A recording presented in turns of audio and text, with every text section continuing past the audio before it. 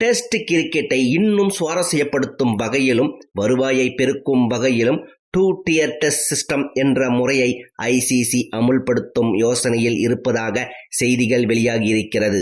Test கிரிக்கெட்டை பிரபலப்படுத்தும் வகையில்தான் உலக டெஸ்ட் சாம்பியன்ஷிப் என்ற ஒன்றை ஐசிசி அறிமுகப்படுத்தியது.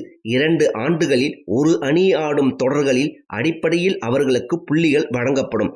சுழற்சியின் முடிவில் முதல் 2 இடங்கள் பிடிக்கும் அணிகள் இறுதிப் போட்டியில் ஆடும். இந்த முறையில் மாற்றம் கொண்டு வரும் வகையில் ஐசிசி யோசித்துக் கொண்டிருப்பதாக தெரிகிறது. அதன்படி டெஸ்ட் ஆடும் அணிகளை டிவிஷன் 1, டிவிஷன் 2 என 2ஆக பிரிக்கும் முடிவில் இருப்பதாக தெரிகிறது. இந்த முறைக்கே 2 tier டெஸ்ட் சிஸ்டம் என பெயர் வைத்திருப்பதாக சொல்கிறார்கள். டிவிஷன் 1இல் India, Australia, England, Pakistan, Ilangai ஆகிய அணிகளும், டிவிஷன் 2இல் West Indies, Bangladesh, Afghanistan, Ireland, Zimbabwe ஆகிய அணிகளும் இருக்கும் என்றும் சொல்லப்படுகிறது.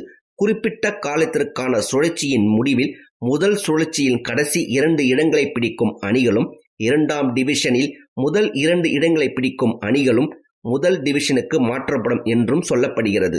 2027 வரைக்குமான போட்டி அட்டவணைகளை ஐசிசி வெளியிட்டு விட்டதால் அதன் பிறகு இந்த 2 tier முறை அறிமுகப்படுத்தப்படும் என்று சொல்லப்படுகிறது. ஐசிசியின் சேர்மனாக ஆகியிருக்கும் ஜெய்ஷா ஆஸ்திரேலியா மற்றும் இங்கிலாந்து கிரிக்கெட் போர்டுகளுடன் இந்த முறையை அமுல்படுத்துவது குறித்து ஆலோசித்திருக்கிறார். அதனால் தான் கிரிக்கெட் உலகில் திடீர் பரபரப்பு தொற்றிக் கொண்டிருக்கிறது. கிரிக்கெட் உலகம் 2ஆக பிரிந்து நின்று இந்த முறைக்கு ஆதரவையும் எதிர்ப்பையும் தெரிவித்து வருகிறது. கடினமாக உழைத்து டெஸ்ட் அந்தஸ்தை பெற்றிருக்கும் அணிகளுக்கு இந்த முறை பலத்த இடியாக இருக்கும்.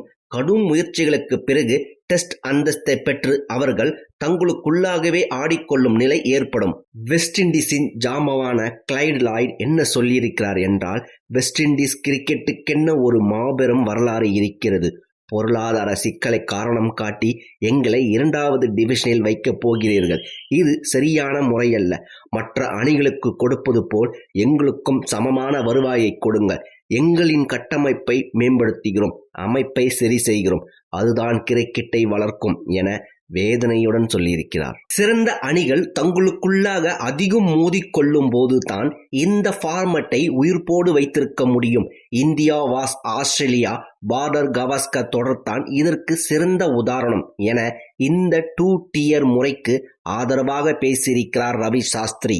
டெஸ்ட் கிரிக்கெட்டை சுவாரஸ்யப்படுத்துகிறேன், அதை உயிர்ப்போடு வைத்துக் கொள்கிறேன் என்பதெல்லாம் சரிதான்.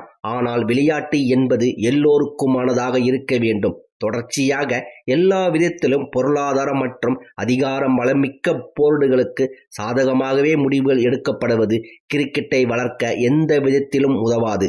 இப்படியெல்லாம் செய்துவிட்டு கிரிக்கெட்டை வளர்க்கிறோம் என அமெரிக்காவில் சென்று உலகக்கோப்பையை நடத்துவதால் யாருக்கு என்ன பயன்? 2 tier டெஸ்ட் சிஸ்டம் பற்றிய உங்கள் கருத்துக்களை கமெண்டில் தெரியப்படுத்துங்கள். நன்றி.